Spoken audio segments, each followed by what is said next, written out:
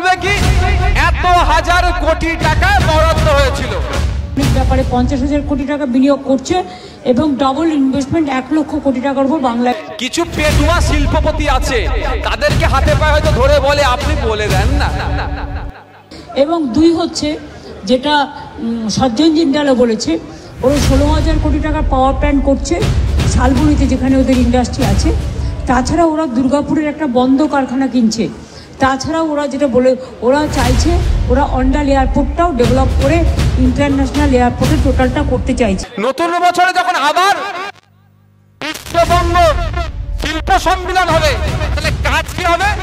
প্রথমে বলে দিবা যে গত বছরে এত কোটি টাকার প্রস্তাব এসেছিল, তার মধ্যে এত লক্ষ মানুষের কর্মসংস্থানের কথা ছিল, তার মধ্যে এত কোটি টাকা এসেছে আর এত লক্ষ মানুষ কাজ পেয়েছে। এটাই। আর যারা বলে বেড়াচ্ছে 1 পয়সা খরচ হয়নি, আমি তো হিসেবটা দিয়ে দিলাম যে 7টা এডিশনে 19 লক্ষ কোটি টাকার এরকম জমা পড়েছিল সম্ভবত। 19 লক্ষ কোটি টাকা সামথিং আছে, 70,000 না 80,000। তার মধ্যে 13 লক্ষ কোটি টাকা অলরেডি কাজ হয়ে গেছে, আর 6 লক্ষ কোটি টাকার কাজ অন প্রসেসে আছে। সুতরাং কি করে এসব কথাগুলো বলে? আমি আজকে আপনারা জানেন বিশ্ববঙ্গ বাণিজ্য সম্মেলন হচ্ছে আমাদের রাজ্যে, জানেন তো নাকি? হ্যাঁ, ভালো কথা। আমি তো মনে করি বছরে এই দরটা এরকম হয়ে 2টো করে হওয়া দরকার। দিদিমণি একটা করছে, আমি 2টোর পক্ষে বছরে হোক, কিন্তু তার আগে বিশ্ববঙ্গ শিল্প সম্মেলন, ভালো কথা, শুনতে খুব ভালো লাগছে।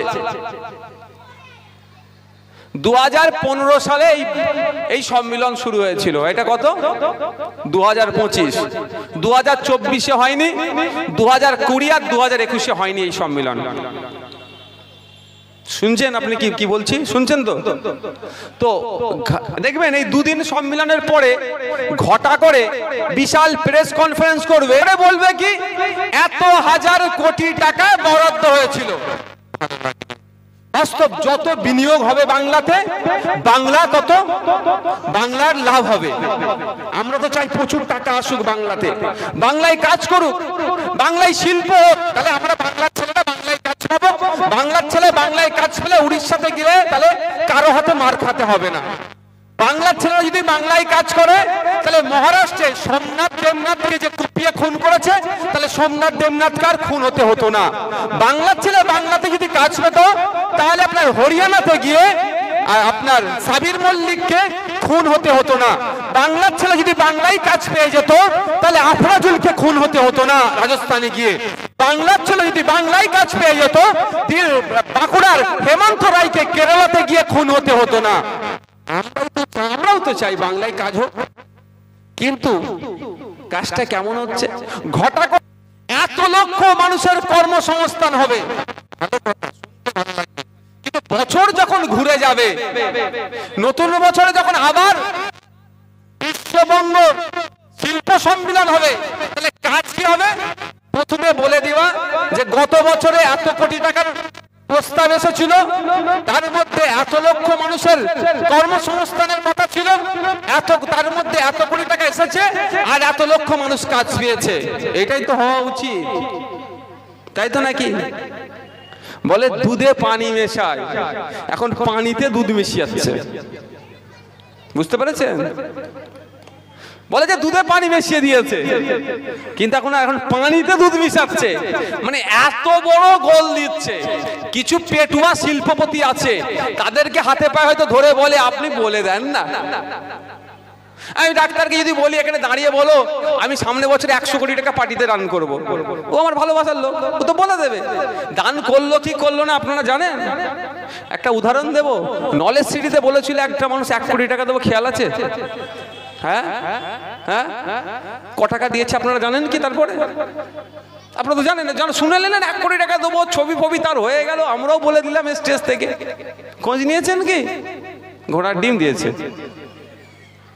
হয়তো সে দেবে, 10 বছর টাইম নিয়েছে, 10 বছর বলেছিল তো মনে হয় দিতে পারে, কিন্তু এখনো পর্যন্ত আসেনি, দেয়নি। কিন্তু আপনারা শুনে নিয়েছিলেন 1 কোটি টাকা দেবে। ঠিক এই হচ্ছে গেঁড়াকল এখানে।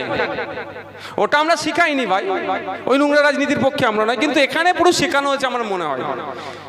এই 2015 থেকে 2025 এই 23 অব্দি লাস্ট হয়েছে, 24 হয়নি। টোটাল আপনার প্রস্তাব ছিল 17,60,617 কোটি টাকা। ক টাকা? 17,60,617 কোটি। বেশি করে ভাবলে, আর বিশ্বাস করুন আমি ভাববো না বলেই আজকে গুগলে সার্চ করে শুধু লিখেলে পালিয়ে এসেছি। আমারও মাথা উঠে যাবে। 17,60,617 কোটি টাকা বাংলায় এই 2015 থেকে ব্যবসা করার জন্য লাগাবে বলেছিল। ভালো কথা, কিন্তু অ্যাকচুয়াল লাগিয়েছে কত টাকা তাহলে আমাদের জানা দরকার। আমার উপরে মমতা ব্যানার্জি রাগ কেন জানেন? তৃণমূলেদের রাগ কেন? আমি একটু পয়েন্টে পয়েন্টে কথা বলি, ওদের একটু জয়েন্টে জয়েন্টে ব্যথা করে। এবার একটু যেবারে জানা দরকার কত টাকা লাগালো। মাত্র 63,906 কোটি টাকা, মানে 17 লক্ষ কোটি টাকা হাওয়া তুলে চলে গেল। 17 লক্ষ কোটি টাকার মধ্যখানে আর দেখতে পেলাম না, শুধু শুনলাম। আমি 2023 সালে একটা চ্যালেঞ্জ করেছিলাম মমতা ব্যানার্জিকে, এইবারের জন্য বলিনি। আগের দিনে বলেছিলাম যদি সৎ সাহস থাকে এই শিল্প সম্মেলন হওয়ার আগে শুরুতে একটা বার্তা দেন যে বিগত বছরে কত কোটি টাকা প্রস্তাব এসেছিল, কত কোটি টাকা অ্যাকচুয়াল কাজে লেগে মানে আমাদের বাংলাতে কর্মসংস্থান হয়েছে, কত কোটি টাকা ইনভেস্ট করেছে, ইনভেস্টের ফলে কত কর্মসংস্থান হয়েছে, আর রাজ্য সরকারের কত ট্যাক্স এসেছে।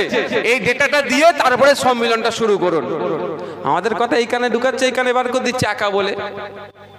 আর শুভেন্দু অধিকারীর কথা তো রাত্রে হয়তো ফেস টাইমে কথা হয়ে যায়, তুই যা বলার বল, আমরা ম্যানেজ করে নেব। তখনই নওশাদের সাথে তো এরকম হয় না, ওই জন্য হয়তো কর্ণপাত করেনি। আমাদের যদি খান দশেক থাকতো বুঝিয়ে দিতাম কর্ণপাত কাকে বলে।